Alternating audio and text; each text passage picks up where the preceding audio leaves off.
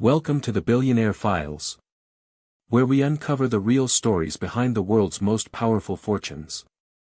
In 1994, one man walked away from a six-figure Wall Street career. Not to build a tech empire. Not to launch a startup trend.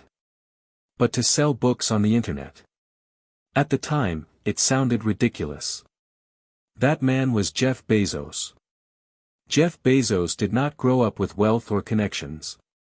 His biological father left early. And he was raised by a Cuban immigrant, Miguel Bezos, who came to America believing this country rewarded bold ideas. From a young age, Jeff was obsessed with understanding how things worked.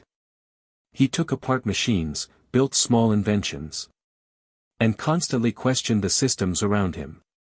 That mindset took him to Princeton University, where he studied computer science and engineering.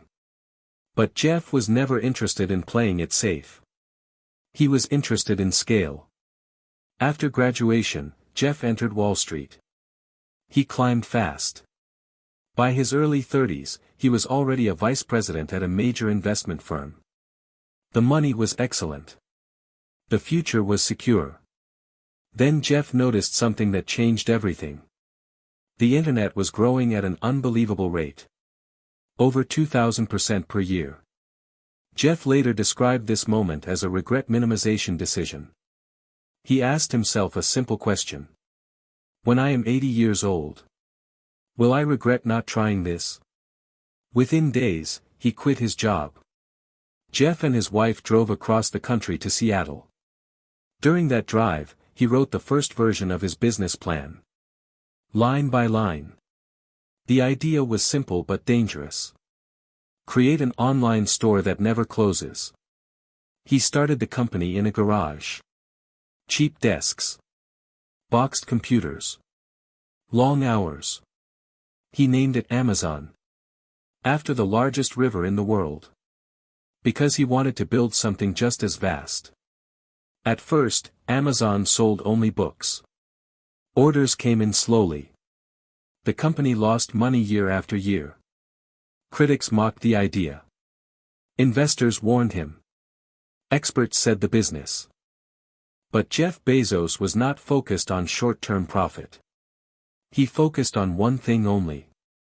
The customer. Lower prices. Better service. Faster delivery. Every dollar Amazon made was reinvested back into growth. Warehouses expanded. Technology improved. Losses increased. So did belief. By the late 1990s, Amazon went public. Jeff Bezos became a billionaire on paper. But that was only the beginning. Because just as Amazon started gaining momentum, the internet bubble was about to burst. In the year 2000, tech companies collapsed one after another. Amazon stock fell nearly 90%. The media declared it dead. Most people believed Jeff Bezos had made the biggest mistake of his life. What happened next did not just save Amazon. It turned it into one of the most powerful companies in history. And that story is in part 2. Subscribe to the Billionaire Files for more real stories behind extreme wealth.